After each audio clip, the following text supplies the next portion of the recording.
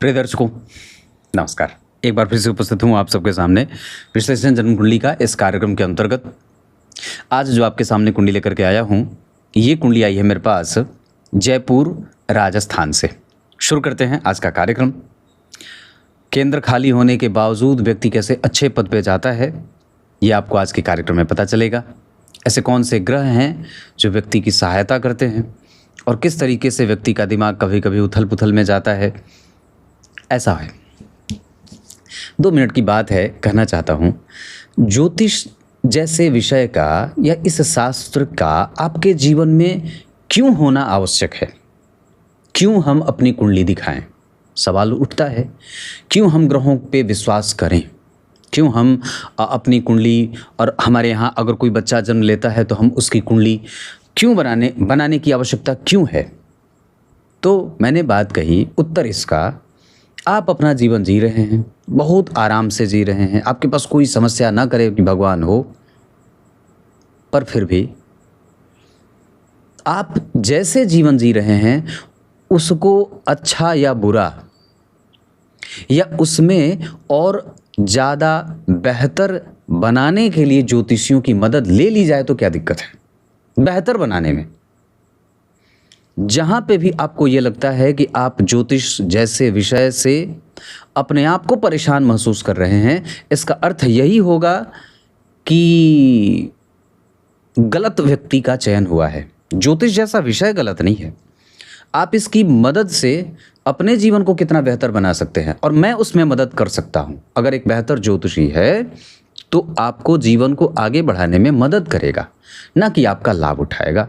पहला तो ये है। दूसरा कि अगर एक बात और भी अच्छी है, जब आप इसको एक बार अपना लेते हैं, जब आप एक अच्छे ज्योतिषी के संपर्क में आ जाते हैं और जब आपको उसका लाभ और नुकसान समझ में आने लगता है कि जीवन कितना सरल है, कितना आसान हो गया, फिर ना आपको ज्योतिषी की आदत लग जाएगी और फिर आपके जीवन में कोई भी निर्णय गलत नहीं होगा। दूर दूर तक की रोशनी आपको स्वतः अपने घर में बंद कमरे में दिखाई देने लगेगी। इसकी बस आवश्यकता इस वजह से बड़े बड़े राजा महाराजा अपने राज्य ज्योतिषी रखते थे, तो अपने जीवन में भी हमें निश्चित रूप से ज्योतिषी को रखना चाहिए। राजा तो सभी बनना चाहते हैं, पर ज्योतिषी से दूर हटके। और एक बात और भी है कि इसमें एक बड़ी महान बात है जो जानना आवश्यक है कि ज्योतिष सिर्फ आपका मार्गदर्शन करता है, ये आपका भाग्य नहीं बदलता। इसमें वराहमिहिर आचार्य ने लिखा है, यदुपचित मन्य जन्मनि शुभाशुभम तस्य कर्मणः पंक्तिम। पूर्व में उपार्जित शुद्ध और अशुद्ध कर्म जो आपने पाया है, जो आपके जीवन में मिलेगा, उसी का ये डिकोडेशन है। आप सिर्फ ज्योतिषी के पास जाकर के अपनी पत्रिका दिखा करके उसको डिकोड करने को कहते हैं, पंडित जी क्या है इसमें, ये जो खांचे बने हैं इसमें क्या है, इसमें कुछ दिखता है क्या। तब ज्योतिष आपको ये एक ऐसे मदद कर सकता है, देखो तुम्हारी कुंडली में ना आत्मा कमज़ोर है, देखो तुम्हारी कुंडली में ना ये मन कमज़ोर है, तुम्हारे शरीर में ना ये वात पित्त कफ में से पित्त कमज़ोर है, ऐसा पकड़ते हैं। तो इसमें आप नुकसान में कहाँ गए, बचे ही हैं। तो इस वजह से हमें अपने जीवन में ज्योतिष शास्त्र का समावेश रखना चाहिए।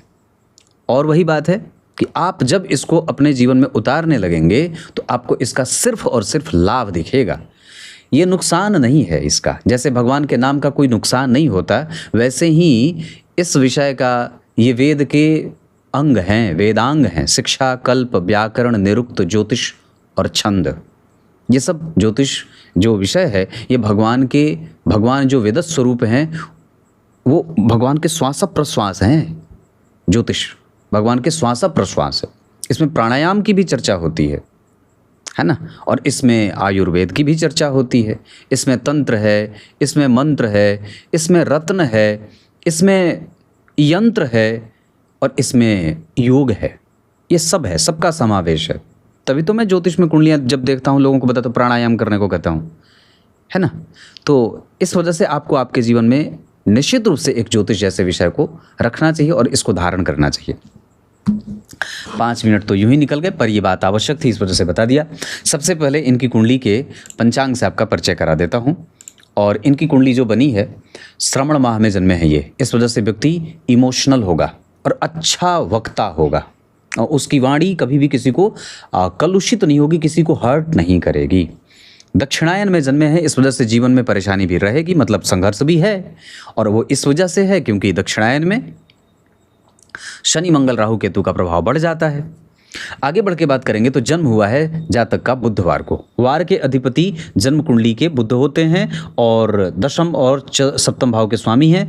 अष्टम भाव में बैठे हैं शत्रु की राशि में, जहां अष्टम भाव से सूर्य का संबंध भी बन रहा है और अष्टमेश जन्म कुंडली में मंगल के साथ बैठे हैं। पंचम और अष्टम भाव के अधिपति एक साथ नवम भाव में बैठे हैं। ये लगभग ठीक ठाक है, जो व्यक्ति को भाग्यशाली तो निश्चित रूप से बना रहा है। बुधवार के जन्मे हैं और बुध अष्टम भाव में बैठे हैं। शनि, सूर्य, बुध, ये सब, शुक्र, ये सब 4 ग्रह एक साथ अष्टम भाव में बैठे हैं। इसका अर्थ होगा कि व्यक्ति की ऊर्जा, उसने सबसे ज़्यादा अपनी ऊर्जा अपने ऊपर लगाई है। सबसे ज़्यादा व्यक्ति ने ऊर्जा अपने ऊपर लगाई है। इसका अर्थ ये होगा कि अवसर भले कम मिले हों, संसाधन और साधन भले कम मिले हों, पर व्यक्ति ने उस संसाधन का समुचित तरीके से, सुनियोजित तरीके से इस्तेमाल करना जाना है, या वो जानता है। शुक्ल पक्ष के द्वितीय तिथि के चंद्रमा बड़ी मेहनत से नौकरी देते हैं और बड़ा आसान भी नहीं नौकरी में रहना और उसे निभाना। एक जैसे ढर्रे पे चलने के लिए व्यक्ति हर बार कोशिश करता है, पर लगभग कई बार असफल सा सिद्ध होता है, या बैलेंस बनाने में गड़बड़ी होती है। बैलेंस बनाने का अर्थ मतलब प्रोफेशनल करियर और पर्सनल करियर, इन दोनों को एक साथ एक टेबल पे लाने में दिक्कत होती है, असमंजस की स्थिति होती है। कभी व्यक्ति पूर्णतया कारोबार में उलझा होता है तो घर के कामों में ध्यान नहीं जाता, और कई बार घर के काम में उलझ जाता है तो बाहर काम का बवंडर हो जाता है। ऐसा होता है। मघा नक्षत्र, इसके जो स्वामी देवता हैं वो अर्यमा नाम के पितर हैं, और अपने पितरों की पूजा, अभी पितृपक्ष चल रहा है, पितृ श्राद्ध का मौसम है, और इस वजह से अगर चूक गए हैं अवसर तो निश्चित रूप से अमावस्या को अपने पितरों के निमित्त दान करें। ब्राह्मणों को घर पे भोजन कराएं, मीठा भोजन कराएं, खूब बढ़िया सुगंधित उसे इत्र अर्पित करें, भोग राग की व्यवस्था बढ़िया ब्राह्मण को खिलाइए, और मालपुआ, लड्डू, पेड़ा, बर्फी, घेवर जितना बनता हो सब अपने क्षेत्र की मिठाइयाँ जो आपके पूर्वज पसंद करते थे, जलेबी हो जाए, मालपुआ हो जाए, रबड़ी हो जाए, खूब बढ़िया छानिए और मस्त ब्राह्मण को पवाइए। कब? अमावस्या को। पर स्वयं ना खाइए, उन्हें खिलाइए, गायों को खिलाइए, कुत्तों को खिलाइए, चिड़ियों को खिलाइए, जीवों को खिलाइए, और फिर ब्राह्मण को खूब बढ़िया दक्षिणा लाद दीजिए, वस्त्र दीजिए, जूता, छाता, कमंडल, लोटा, थाली, जितना भी होता है वो सब उन्हें दीजिए, और उसके बाद उनसे जाते समय आशीर्वाद मांगिए। फिर क्या? फिर इससे आपके पितृ प्रसन्न होंगे। तो ये अर्यमा नाम के जो पितर हैं उनको प्रसन्न करने के लिए वैसे भी अगर बन पड़े तो ओम पितृभ्यो नमः इस मंत्र का जप कर सकते हैं। ओम अर्यम्णे नमः इस मंत्र का भी जप कर सकते हैं। दोनों में से जो आपको आसान लगे, जो सरल लगे, आप उस मंत्र का जप कर सकते हैं। चिरचीटे की जड़ भी अपने गले में धारण कर सकते हैं। इतना ही नहीं, महीने में 2 से 3-4 बार आपा मार्ग के पौधे की जड़ से दातून करने से व्यक्ति के शरीर के रोग, शोक, मोह, द्रोह सारे नष्ट होते रहते हैं। चिरचीटे की जड़, जिसे आपा मार्ग भी कहते हैं, अगर हो सके तो उससे महीने में 1-2 बार अपने दांतों को साफ किया करिए। और अगर हो सके तो कार्तिक महीना आने वाला है, या अश्विन है ना, अब इसके बाद कार्तिक महीना शुरू होगा, तो उसमें जरूर ही घर में 9 दिन तक शुक्ल पक्ष की पंचमी तिथि से, ऐसा वाल्मीकि रामायण ने भगवान महर्षि वाल्मीकि ने लिखी है, तो कार्तिक महीने में शुक्ल पक्ष की पंचमी तिथि से लेकर के लगातार 9 दिन तक रामायण कथा का श्रवण करें। ऐसा करने से बहुत सारे दोष जो कुंडली में लगे हैं, जैसे कि नक्षत्र का दोष है, केंद्र खाली होने का दोष है, सारे ग्रहों के अष्टम भाव में बैठे होने का दोष है, ये सब स्वतः समाप्त हो जाएगा।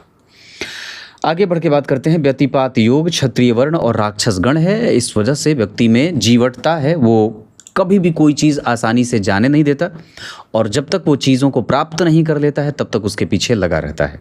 और ये एक बात है, मैं इस कुंडली की प्रशंसा अब करूँगा।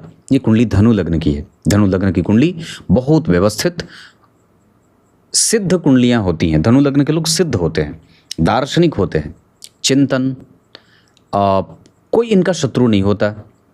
और जब सूर्य धनु राशि पे होते हैं तो उस समय खेतों से धान या फसलें कट चुकी होती हैं, तो ये वैसे तो सूर्य इनकी कुंडली में कर्क राशि में है, पर धनु राशि से बात याद आ गई कि सूर्य जब धनु राशि में होते हैं तो खेतों से फसल उठ जाते हैं, और इस समय का जो मौसम होता है धनु राशि में सूर्य का, वो शिकार करने का होता है। इसी वजह से ये जो धनु राशि है, तो शिकार कौन करेगा? मनुष्य करेगा। किससे करेगा? तीर धनुष से करेगा। किस पे सवार होके करेगा? घोड़े पे सवार होके करेगा। तो अब जरा ध्यान से देखिए, तो धनु राशि की प्रकृति कैसी है? धनु राशि की जो प्रतीक चिन्ह है वो कैसी है? एक मनुष्य है जो आधा मनुष्य है और आधा घोड़ा है। उसके पैर दिखाई नहीं देते, हाँ वो घोड़े में ही समाया हुआ है, और उसके हाथों में तीर धनुष है। और एक बात और है कि ये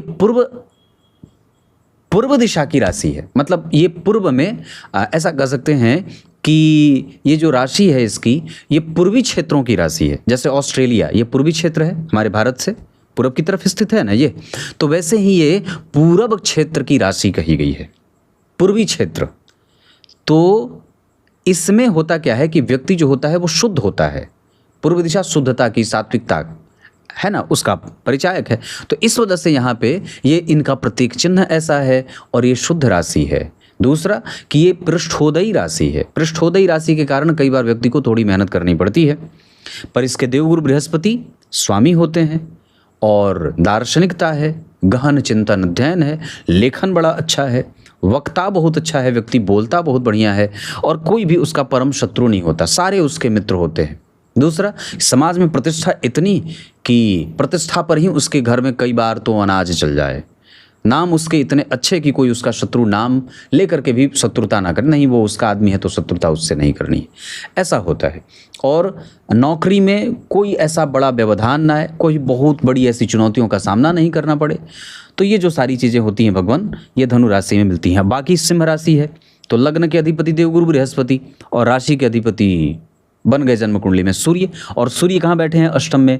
लग्नेश कहाँ बैठे हैं? वृष राशि में। तो लग्न के अधिपति नौकरी के भाव में चले गए, एक बार में ना सही, हालांकि जल्दी ही नौकरी व्यक्ति फिर भी व्यक्ति को नौकरी जल्दी मिल जाएगी, पर यहाँ पे जन्म कुंडली में अष्टम भाव के ग्रह में, अष्टम भाव में बैठे ग्रह के कारण व्यक्ति ने सबसे ज़्यादा अपने ऊपर काम किया है, और अपने संपत्ति को, पिता की संपत्ति मिले तो भी ठीक है, वैसे मिल जाती हैं, पर पिता की संपत्ति को आगे बढ़ाने वाला, पिता के व्यापार को आगे बढ़ाने वाला, पिता के कारोबार को आगे बढ़ाने वाला, पूर्व में नौकरी बाद में व्यवसाय करने वाला, पर नौकरी छोड़ने के बारे में व्यक्ति के दिमाग में कई बार चीज़ें चलेंगी, क्योंकि चंद्रमा जन्म कुंडली में जहाँ बैठे हैं उसके ठीक पीछे बहुत सारे ग्रहों की भरमार है, और जन्म कुंडली में मंगल के साथ चंद्रमा बैठे हैं जिसपे केतु का प्रभाव है। लग्न के अधिपति छठे भाव में बैठे हैं, केंद्र खाली है। इस वजह से व्यक्ति को कई बार एक जगह पे स्थिर होने से उसको दिक्कतों का सामना करना पड़ता है, या कई बार वो स्थिरता को मेंटेन नहीं कर पाता है, कहने का अर्थ है।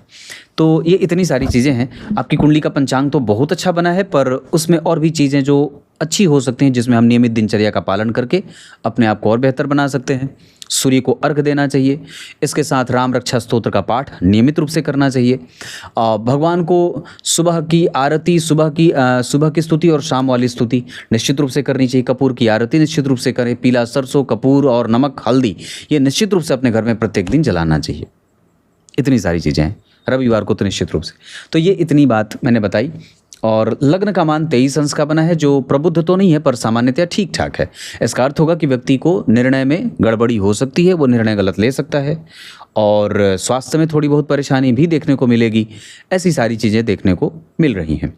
लग्न कुंडली के 12वें भाव के स्वामी नवमांश कुंडली के लग्नेश होते हैं, और लग्न कुंडली के अष्टम भाव के स्वामी लग्न दशमांशा कुंडली के लग्नेश होते हैं। तो ये जो सारी चीज़ें बन रही हैं वो कुंडली को कई तरीके से मजबूती और कमज़ोरी दे रही है। मैं इस पे आगे चर्चा कर देता हूँ।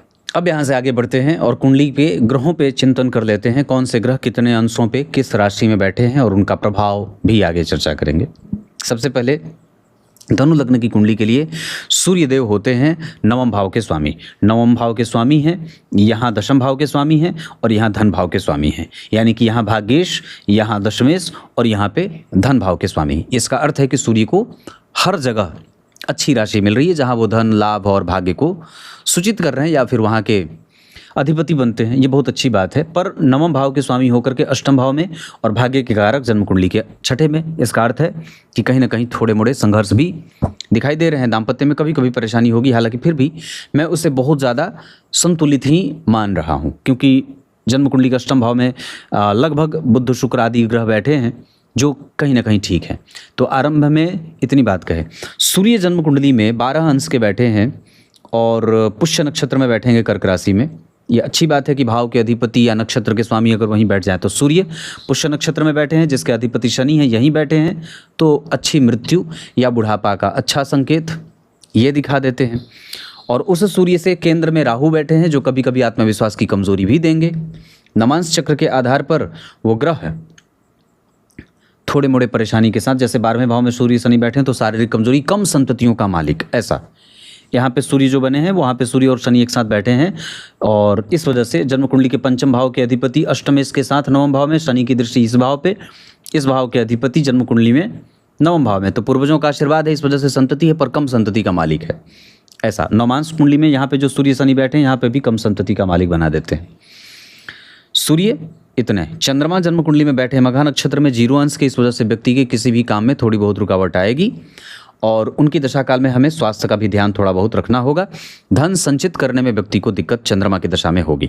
इतना ही नहीं, चंद्रमा की दशा में कई बार कम्युनिकेशन गैप भी होगा और उस चंद्रमा की, सूर्य की महादशा में तो लगभग चीज़ें ठीक दिखाई दे रही हैं, पर चंद्रमा की महादशा में जब कभी भी सूर्य और शनि का अंतर आएगा या मंगल का अंतर आएगा तो कई बार आर्थिक परेशानी या धन की कमजोरी के साथ साथ कारोबार में या भाग्य के असहयोग की स्थिति दिखाई दे रही है। मंगल जन्म कुंडली के पंचम के साथ साथ 12वें भाव के स्वामी हैं, पंचम के साथ साथ 12वें भाव के स्वामी हैं। यहाँ पे चंद्रमा भाग्येश होते थे, यहाँ पे अच्छे हैं, यहाँ पे भी लग्नेश होते हैं, इसका अर्थ है कि चंद्रमा भी अच्छे भाव के स्वामी बन गए। यहाँ पे मंगल जो है वो पंचम भाव के स्वामी के साथ साथ 12वें भाव के स्वामी हैं, यहाँ पे लग्नेश हो जाते हैं, यहाँ के योग कारक ग्रह। इसका अर्थ क्या निकला कि जन्म कुंडली में चंद्रमा, सूर्य और मंगल तीनों ही अच्छे भाव के स्वामी बन रहे हैं। यहाँ के लग्नेश बनते हैं, एकादशवें में बैठ करके पंचम को देख रहे हैं, यहाँ के दशमेश होते हैं और जन्म कुंडली में अष्टम में बैठे हैं और चंद्रमा मंगल, गुरु मंगल का संबंध है, सामान्यतः कंसंट्रेशन ठीक ठाक है, पर अष्टम भाव में बैठे होने से दशमांशा चक्र में कई बार कारोबार के कारण पिता चिंतित या घर से दूर रहने की स्थिति बन जाती है।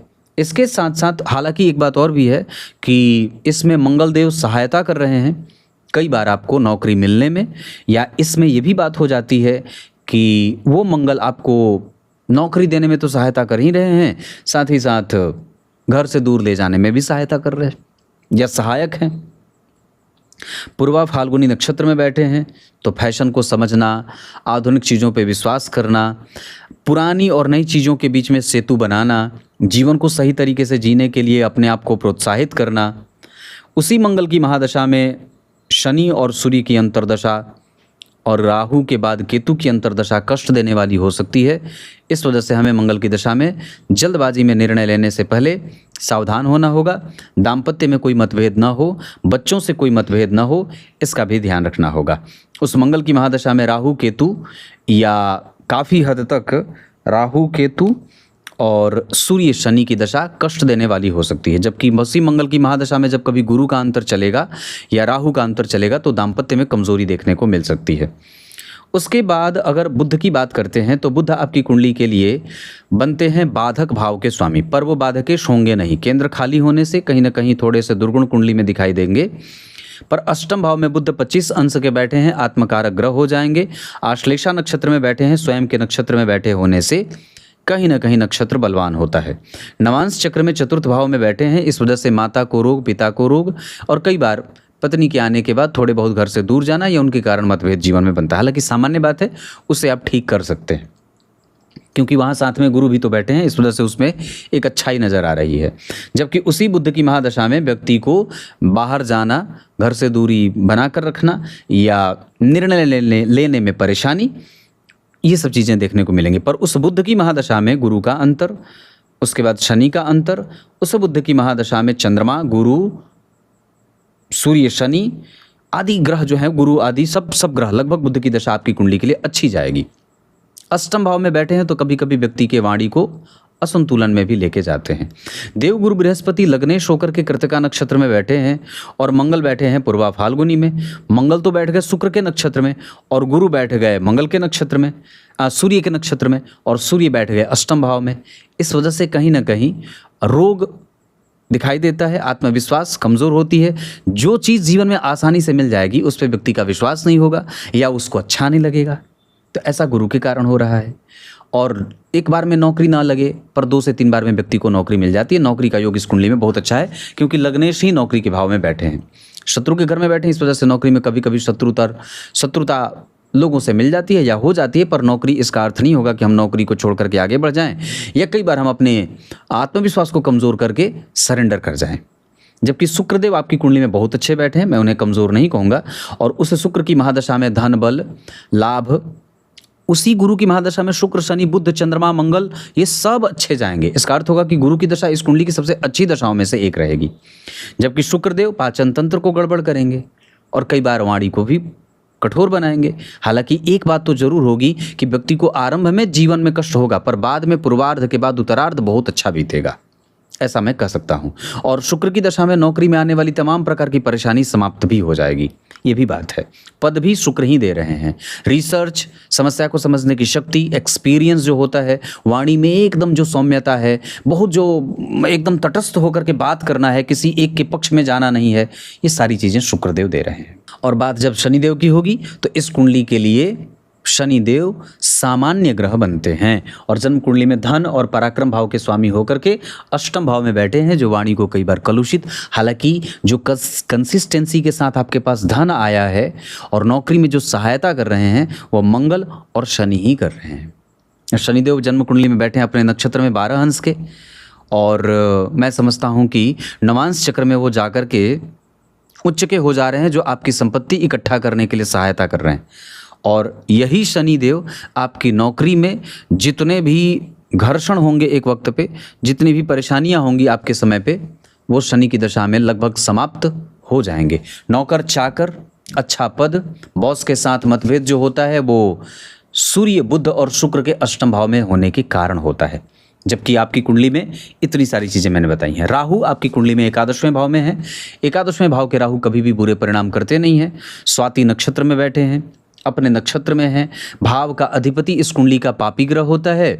इस वजह से राहु की दशा कई बार पाप कर्म करवाएगी, जैसे घूसखोरी, लालच और छोटे पैसे से बड़ा पैसा बनाना, 20 का 40 करना, और कुछ ऐसी चीज़ें जहाँ पे व्यक्ति अशास्त्रीय निर्णय ले लेता है, गलत लोगों को सपोर्ट कर देता है, अच्छे लोगों को सता देता है। ऐसी चीज़ें होती हैं जिसका दंश उसके संतान को झेलना पड़ता है। तो राहु की दशा में एक्सपेक्टेशन बढ़ेगी, लालच बढ़ेगा, जिसको पूरा करने के लिए व्यक्ति कई बार कुछ भी या कई बार निचले स्तर पे जाने की स्थिति में चला जाता है। ऐसा ना करिए। ऐसी अगर परिस्थिति बन भी जाती है, नहीं तो कई बार उसकी तलवार आपकी नौकरी पे भी लटक जाएगी। ये आपकी कुंडली में ग्रह हैं। अब इसमें मैं और भी चीज़ें, धनु लग्न की कुंडली में क्या क्या देखना होता है, इस पर आपका परिचय करा देता हूँ। अब यहाँ से एक बात और भी चीज़ जो समझना होगा, धनु लग्न की कुंडली के लिए लगभग आप जब देखेंगे तो लग्न, द्वितीय, तृतीय, चतुर्थ, पंचम खाली हैं। एक ग्रह यहाँ बैठ गए, 4 ग्रह यहाँ बैठ गए और 2 ग्रह यहाँ बैठ गए। राहु और केतु को इसमें नहीं लिया जाता। तो जन्म कुंडली के जितने भी ग्रह हैं, नवग्रह, उसमें से 4 यहाँ, 1 यहाँ और 2 वहाँ, 7, मतलब 9 ग्रह 3 ही घर में बैठे हैं। इसे अच्छा नहीं कहा जाता है। और कुंडली के ना घर भरे होने चाहिए। और क्रमशः अगर वे शास्त्र की बात करते हैं तो लगभग प्रत्येक शास्त्रकारों ने, आचार्यवरों ने केंद्र को तो भरा होना निश्चित रूप से बताया है कि सही होना ही चाहिए कि केंद्र भरा है। केंद्र में कोई भी बैठा होना चाहिए। कई बार वो आपकी चुनौतियों से आपका मेल करा देते हैं, पर फिर भी वो आपके अंदर ऊर्जा भी तो देते हैं। पर यहाँ तो केंद्र में बिल्कुल ही कोई ग्रह नहीं है। और लग्नेश अष्टम भाव में, लग्न पे किसी शुभ ग्रह की दृष्टि नहीं, लग्नेश पर किसी शुभ ग्रह की दृष्टि नहीं, और ऊपर से जन्म कुंडली के सारे ग्रह लगभग अष्टम भाव में। युप योग होता है। ऐसे में कई बार व्यक्ति को धन संचय करने में दिक्कत होती है, एक जगह टिककर काम करने में दिक्कत होती है, उसके पद पे उसको विश्वास नहीं होता है, नौकरी में वो अपना सर्वोपरि सब कुछ देना चाहता है, पर फिर भी उसके मन के मुताबिक कई बार उसको लगेगा कि नहीं, मुझे मेरे मन के मुताबिक मेरी नौकरी नहीं है। कई बार जो अपना रिसर्च है उस पर उसको विश्वास नहीं होता, आत्मविश्वास की गड़बड़ी है, स्वास्थ्य की परेशानी है, मानसिक चिंताओं का से घिरा रहना है, कई प्रकार की जो जीवन में उठापटक है वो लगी रहती है। कई बार कोई आपके ऊपर कभी पत्नी हावी हो जाए, कभी बच्चे हावी हो जाए, कभी बॉस हावी हो जाए, कभी परिस्थिति हावी हो जाए, तो व्यक्ति स्वच्छंद कभी रह ही नहीं पाता है, अकेलेपन में चला जाता है। तो कहने का अर्थ यह है। तो ये और जन्म कुंडली के जितने भी ग्रह हैं वो ज़रा देखिएगा, तो केंद्र, त्रिकोण और तीसरा भाव, केंद्र, त्रिकोण और फिर उसके बाद नवम भाव, तो ये जो ग्रह हैं वो कहीं ना कहीं पड़फर आदि की स्थितियों में जब ऐसे बढ़ जाएं या अपोक्लिम में चले जाते हैं, केंद्र खाली हो जाता है, तो कई बार ये जीवन में परेशानी भी देते हैं। भाग्य भाव के अधिपति का अष्टम भाव में बैठना और भाग्य भाव में चंद्रमा का बैठना अष्टमें सो करके, और भाग्य भाव में 12वें भाव और पंचम भाव के स्वामी से केतु का प्रभावित होना, तो व्यक्ति का व्यय, व्यक्ति की जिम्मेदारी और व्यक्ति का छोटा बड़ा भाई और साथ ही साथ उसकी जो अपनी एनर्जी है, जो अपनी ऊर्जा है, उस पे उसका कई बार संशयात्मक ये तीर लटकती रहे या तलवार लटकती रहे, ऐसा कह सकते हैं। तो ये जो विषम परिस्थितियां बन रही हैं वो कहीं ना कहीं यहीं से बन रही हैं। आत्मकारक ग्रह जन्म कुंडली में बनते हैं। इस कुंडली के लिए बुध देव हैं 25 अंश के। नवांश चक्र में वो चतुर्थ स्थान में गुरु राहु के संपर्क में हैं। हालांकि वो धन लाभ तो देंगे, पर फिर भी कहीं ना कहीं चतुर्थ भाव के बुध हैं, कभी कभी परेशानी भी करते हैं। तो जो उनको लाभ मिलेगा वो गुरु के कारण मिलेगा। डिस्पोजिटर प्लेनेट 12वें भाव में है, उच्च का है, सूर्य नीच के हैं और जिनका नीच भंग लगभग नहीं हो रहा है। केंद्र में होते तो थोड़ा बढ़िया होता, पर हालांकि वहाँ भी ठीक बैठे हैं, कोई खराबी नहीं है। तो वहाँ सूर्य का नीच भंग हो रहा है, पर 12वें भाव में सूर्य उतने मजबूत होते नहीं। कई बार वहाँ पे दाम्पत्य में छोटी मोटी परेशानियाँ देखने को मिल जाती हैं। दशमांशा चक्र के द्वितीय भाव में चंद्रमा और केतु का ग्रहण है और जन्म कुंडली में पंचम भाव में बुध बैठ रहे हैं जो 12वें भाव के स्वामी हैं। इस वजह से कई बार व्यक्ति का कारोबार या जो बुद्धिमानी है या जितनी एनर्जी वो कारोबार को देना चाहे, अपने जीवन में जितनी एनर्जी देना चाहे, संबंधों को बनाने के लिए जितनी एनर्जी देना चाहे, यश प्रतिष्ठा प्राप्त करने के लिए जितनी एनर्जी देना चाहे और वक्त पड़ने पर जो उसकी बुद्धि काम आनी चाहिए वो सब थोड़ी कम हो जाती है। नक्षत्र मघा का बहुत अच्छा रहेगा दान करने के लिए। लग्न कुंडली के लग्नेश जन्म कुंडली में वृष राशि में और नवांश कुंडली में वो कुंभ राशि में जा रहे हैं। इस वजह से गुरु की दशा में लगभग संपत्ति इकट्ठा हो जाएगी। लग्न कुंडली के राशि के स्वामी बनते हैं सूर्यदेव बनते हैं और नवांश कुंडली में वो जाकर के नीच के हो गए। हालांकि नीच भंग है, इस वजह से सूर्य का जो प्रतिफल होगा वो कई बार गुरु के ऊपर और शनि के साथ और मंगल के ऊपर निर्भर करेगा। मतलब सूर्य की दशा में जब शनि और मंगल और गुरु आएंगे तब हमें कुछ एक्स्ट्रा अलग से लाभ मिलेगा, पर व्यक्ति का यहाँ पे थोड़ा बहुत जो घर्षण है वो इसके कारण बन रहा है। लग्न कुंडली में राशि के स्वामी जन्म कुंडली में जहाँ बैठे हैं कर्क राशि में बैठे हैं और नवांश कुंडली में वो जो चंद्रमा हैं वो बैठे हैं मेष राशि में। इस वजह से चंद्रमा की दशा लगभग कई मामले में जैसे यश प्रतिष्ठा संतान दाम्पत्य आदि में कई बार लाभान्वित करने वाली होगी। दशमांशा चक्र में लग्न के अधिपति का धन भाव में बैठना बहुत अच्छा है।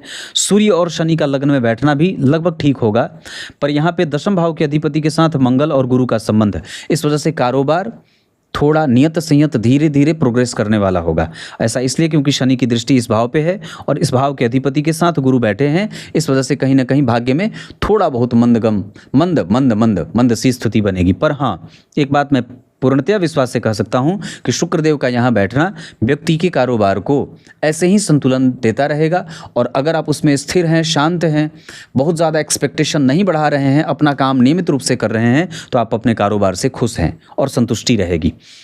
दशमांशा चक्र में योग कारक ग्रह होते हैं कर्क लग्न की कुंडली के लिए चंद्रमा, गुरु और मंगल। ये तीनों ही केंद्र में नहीं है, तीनों ही केंद्र में नहीं है, लेकिन चंद्रमा गुरु से दृष्ट जरूर हैं, मंगल और गुरु एक साथ जरूर बैठे हैं। इसी वजह से मैंने बात कही थी कि केंद्र खाली तो है, पर दशमांशा चक्र में गुरु मंगल और चंद्रमा अगर केंद्र में आ रहे हैं, एक दूसरे को देख रहे हैं, तो व्यक्ति को यहाँ लगेगा कि नौकरी मुश्किल है, पर यहाँ पे उसमें स्थिरता और एक प्रगल्भता जो है, नौकरी आसानी से मिल जाए, बहुत ज़्यादा उसमें व्यक्ति को मेहनत नहीं करनी पड़ती है और सामान्यतया उसकी नौकरी अच्छे पद वाली हो जाती है। तो यहाँ पे दशमांशा चक्र की स्थिति व्यक्ति को चतुर्थ भाव में मालव्य युग का बनना, हालांकि बनता नहीं, पर फिर भी चतुर्थ स्थान में है। सूर्य और शनि नौकरी देते हैं, द्वितीय भाव के अधिपति लग्न में, लग्न के अधिपति धन में। तो इस वजह से व्यक्ति के पास जो धन आना था वो लगातार कंसिस्टेंसी के साथ आना था। इस वजह से नौकरी में दिक्कत नहीं हुई। नौकरी की शुरुआत कहाँ से हुई? तो लग्न के अधिपति ही नौकरी भाव में बैठे थे। यहाँ पे जन्म कुंडली में चंद्रमा बैठे थे जो भाग्य भाव के स्वामी होते हैं। गुरु और बुध जन्म कुंडली के दशम स्थान को देख रहे थे। 12वें भाव में बैठे थे शनि के साथ। तो शनि के साथ जब कभी भी दशम भाव के अधिपति का संबंध हो जाता है तो व्यक्ति को नौकरी अच्छी मिल जाती है। दशम भाव के अधिपति जन्म कुंडली में देखिए शनि के साथ यहाँ भी बैठे हैं। यहाँ भी सूर्य जो बैठे हैं वो शनि के साथ बैठे हैं। यहाँ जो बैठे हैं जन्म कुंडली में उस पर शनि का संबंध है, शुक्र पद देते हैं। दशम भाव के अधिपति मंगल के साथ बैठे, गुरु के साथ बैठे हैं तो देर से सही या जैसे भी हो सके उसको एक अच्छी नौकरी मिल जाती है। नौकरी क्यों मिली ये मैंने बताया।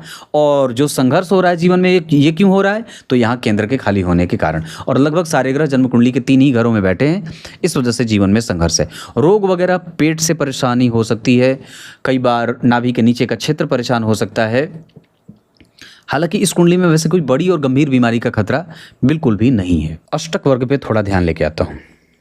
व्यक्तित्व ठीक है, वाणी को और जल्दी प्राप्त करने के, जल्दबाजी में निर्णय प्राप्त करने की जो स्थिति है उसको थोड़ा संयम करने की आवश्यकता होगी। व्यक्ति बहुत ज़्यादा सोचता है क्योंकि सारे ग्रह जन्म कुंडली के अष्टम भाव में हैं, तो भविष्य को लेकर के डरा हुआ है। उस पर नियंत्रण, क्योंकि आपका जब उस पर कोई वश नहीं है और कोई भी दुनिया का ज्योतिषी आपको बचा नहीं सकता है, तो एकमात्र जो सबसे बड़ा ज्योतिषी है वो ऊपर बैठा है और वो सब देख रहा है। इस वजह से सबसे ज़्यादा अपने आप को प्रतियोगिता में रखें और उस प्रतियोगिता से अपने आप को कितना बना करके रखना है, कितनी दूर तक आप उस प्रतियोगिता को सह पाते हैं। विषम परिस्थितियों का निर्माण चाहे कितना भी हो जाए, आप उसमें कितना अपने आप को बना करके रखते हैं। ठाकुर जी के ऊपर आपका विश्वास कितना दृढ़ है ना, कितना संयमित हैं आप, कितने व्यवस्थित है, क्योंकि ये दार्शनिक कुंडली है। और जैसे ही आप उस दर्शन से नीचे आ जाते हैं तो सामान्य हो जाते हैं, फिर आपकी दार्शनिकता कहीं की नहीं रह जाती है। तो हमें अपने आप को ऊंची दार्शनिकता के उस सिंहासन पे सदैव विराजमान करके रखना है जहाँ पे कोई सामान्य व्यक्ति आपकी दार्शनिकता समझ ही ना पाए। ये सात्विक कुंडली है, तो यहाँ पे जब तामसिक लोगों से मेल होगा तो सात्विकता प्रभावित होगी। इस वजह से आपके सत्व गुणों के कारण कई बार तमस तत्व के गुणों से जब कभी भी आपका मेल होता है, या लोगों से जब तमस तत्व के लोगों से आपका मेल होता है, तो ये कहीं ना कहीं सत्व तत्व टकराता है और नुकसान में जाने की स्थिति में होता है। हमें उसको मेंटेन करना है, उसको बरकरार रखना है। तो अपने अंदर के सकारात्मक और सात्विकता को बना करके रखेंगे तो आपको जीवन में आगे बढ़ने में मदद मिलेगी, जिसमें आपकी सहायता ठाकुर जी की सेवा, गुरु मंत्र का जप, सूर्य को अर्घ, गायत्री आदि का वंदन, इसके साथ साथ कवच का पाठ, राम रक्षा कवच हो जाए, नवग्रह कवच हो जाए, देवी कवच हो जाए, है ना। इन सभी चीज़ों का स्मरण जीवन में होता रहे, नित्य मंदिर का दर्शन होता रहे, गाय की सेवा होती रहे। आप मघा नक्षत्र में जन्मे हैं, एक सहतूत का वृक्ष लगा सकते हैं। इतनी सारी चीज़ें हैं। मेहनत और बढ़ाने की आवश्यकता है या उस पर विश्वास बढ़ाने की आवश्यकता है। आयु बहुत अच्छी है, इसमें जरा भी संशय नहीं है। इसके साथ साथ हमारे जीवन में जो प्राप्त होना है, जैसे हम धन, मान, पद, प्रतिष्ठा, ऐश्वर्य, सुख, शांति, बड़ी गाड़ी, बड़ा वाहन या जो भी चाहते हैं, ये सब आपकी कुंडली में गुरु की कृपा से मिल रहा है। इसके साथ हमें प्रेम भी मिल रहा है। हम बस अपने पेट का ध्यान रखेंगे, स्वास्थ्य में हमारा पेट हमें परेशान कर सकता है। हालांकि इस कुंडली में नौकरी 100% अच्छी है, इसी वजह से 100% गारंटी से ये बात कहता हूँ कि इस कुंडली को नौकरी में कोई दिक्कत नहीं है और ना होगी। उसके बाद दिनचर्या पे फोकस बढ़ाने की आवश्यकता, और जितना ज़्यादा हो सके हम अपने आप को शांत रखें, अपने कंसंट्रेशन पे फोकस रखें, अपने रिसर्च पे फोकस बना करके रखें। बहुत ज़्यादा भविष्य को लेकर के भयाक्रांत न हो और डरने और सहम जाने की कोई आवश्यकता नहीं है। कुंडली में अष्टम भाव को सबसे कम अंक मिल रहे हैं और वो कमज़ोर होता है, तो कई बार हमें अनायास यूं ही हमारा मन डरता रहता है। इसके साथ साथ हमें भाग्य के बल को वृद्धि में ले जाने के लिए आदित्याय नमः का जप भी करना होगा। साथ ही साथ इस कुंडली की सामाजिक छवि कभी भी धूमिल नहीं होगी, वो बहुत अच्छी है। माता पिता का सुख कभी कभी परेशान जरूर होता है। इसके साथ साथ जन्म कुंडली में जो आप प्राप्त करना चाहते हैं और जो आपकी महत्वाकांक्षा है, उसमें आपकी सहायता ग्रह आपके कर रहे हैं। हाँ, बस ये बात है कि ऋण नहीं लेना देना है किसी दूसरे के लिए। अपनी जिम्मेदारी को बढ़ाने की कोई आवश्यकता नहीं है। हम किसी के झगड़े में नहीं फंसेंगे। मित्रों से नुकसान हो सकता है, नौकर चाकर से नुकसान हो सकता है। कई बार हमारी आत्मविश्वास ही हमारे लिए कई बार बेड़ियों का काम कर देगी, और कई बार हमारे जो संबंध हैं वो महिलाओं से, जैसे हमारी मैत्री महिलाओं से बड़ी अच्छी हो जाती है, सरल हो जाती है। सरलता से महिलाएं या जातिकाएं जो होती है ना, माता बहनें, वो हमारे सपोर्ट में आ जाती हैं, और यही चीज़ समाज और सरकार के लोगों को रास नहीं आती है। इस वजह से आप कई बार आंखों की किरकिरी बन जाते हैं। सीधी बात। भवन, भूमि, वाहन आदि के मामले में ये कुंडली 100% बहुत अच्छी है। शुक्र की दशा, चंद्रमा की दशा, शनि की दशा और गुरु की दशा में ये चीज़ें प्राप्त होंगी। इसके अतिरिक्त माता और पिता को लेकर के हमें सावधानी थोड़ी बहुत रखनी होगी। मंगल, राहु और गुरु की दशा में उनके स्वास्थ्य का विशेष ध्यान रखना होगा। इसके साथ साथ हमें संतान को लेकर के परेशानी हो सकती है। मंगल, शनि और केतु की दशा में हमें संतति से अपने संबंधों को ठीक रखना होगा। बाकी चंद्रमा, गुरु, सूर्य ये सब हमारे लिए अच्छे होंगे। होरा चक्र के आधार पर गुरु, मंगल, सूर्य और शनि की दशाएं धनदायक होंगी, जबकि चंद्रमा, शुक्र, बुध, राहु और केतु की दशाएं मानसिक उत्पीड़न या परेशान करने वाली हो सकती हैं। भाग्यशाली आप हैं, इसमें जरा भी संदेह नहीं है, पर भाग्य को और बलवान बनाने के लिए सूर्य और देवी मैया की उपासना करनी चाहिए। पंचदेवों की उपासना करें। नवग्रह कवच का धारण करना भी आपकी कुंडली के लिए बहुत अच्छा हो सकता है। इसके अतिरिक्त अगर मैं बात कर दूं तो हमारी जो पेट की जठराग्नि है वो कमज़ोर हो रही है और कई बार वात, पित्त, कफ अनियंत्रित है, तो त्रिफला आदि का सेवन भी आप निश्चित रूप से कर सकते हैं। नियमित दिनचर्या का पालन आपके ग्रह जनित कितनी ही समस्याओं का यूं समापन कर देगा जब आप उसे जानते भी नहीं होंगे। इसके साथ साथ हमें कई बार हड्डियों का रोग परेशान करेगा, दांतों से संबंधित परेशानी भी हमें हो सकती है। इतनी सारी चीज़ें हैं।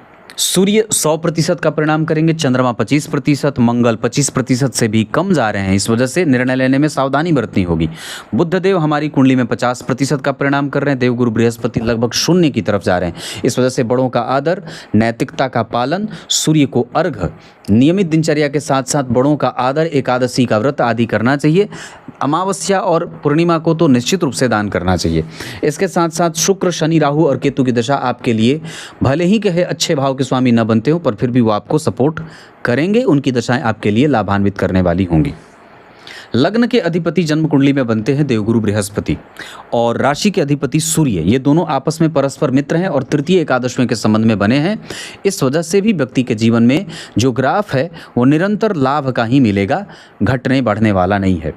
पूर्वाषाढ़ा नक्षत्र का लग्न बना है और शुक्र जन्म कुंडली के अष्टम भाव में बने हैं और गुरु लग्न के अधिपति होके एकादशवें भाव, तृतीय एकादशवें का संबंध है। इस वजह से गुरु और शुक्र की दशा भी व्यक्ति के जीवन में लाभ और अनुभवों को देने वाली होगी और साथ ही साथ व्यक्ति की मृत्यु अच्छी हो। सूर्य जन्म कुंडली में बैठे हैं 12 अंश के, ये दूसरे दृष्काण में जाएंगे। इसका अर्थ होगा कि ये अपनी राशि से वृश्चिक राशि की यात्रा करेंगे। दृष्काण चक्र में वृश्चिक राशि की तरफ जा रहे हैं तो पितरलोक से व्यक्ति आया है, पितरलोक की ही तरफ जाएगा। चंद्रमा सूर्य की स्थिति के आधार पर ये बात मैं कह रहा हूँ। जन्म कुंडली के अष्टम भाव की स्थिति लगभग ठीक ठाक है, पर छठे, सातवें और आठवें भाव की स्थिति के आधार पर व्यक्ति को सत्कर्म करने की आवश्यकता, पितरों के निमित्त दान पुण्य आवश्यक रूप से करना चाहिए। इस कुंडली में देवताओं की पूजा भले थोड़ी कम हो, पर पितरों की पूजा सबसे ज़्यादा आवश्यक रहेगी। नक्षत्र के आधार पर मघा नक्षत्र में दान 7 और 1 अंक अच्छा रहेगा। धन कमाने के लिए आपकी कुंडली जा सकती है पूर्व दिशा की तरफ। भवन जिसमें आप निवास कर सकते हैं तो मीन, मेष, वृष, मिथुन, कर्क, सिंह, उत्तर दिशा की तरफ आप निवास कर सकते हैं। मैत्री मेष, सिंह और तुला वालों से करनी चाहिए। कुंभ, मिथुन और वृश्चिक वालों से शत्रुता बिल्कुल भी ना करें।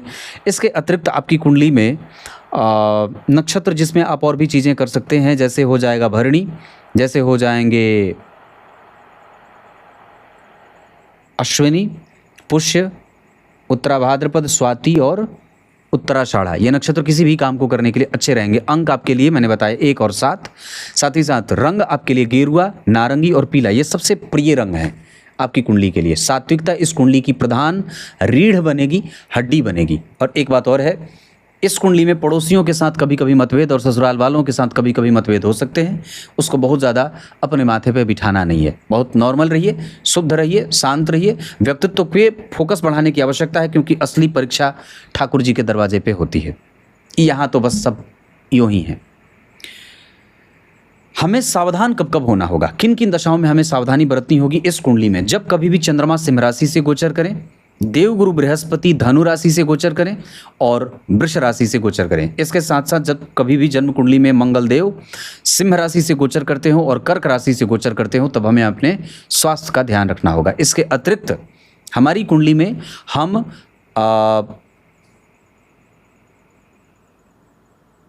इस कुंडली में परेशानी हो सकती है।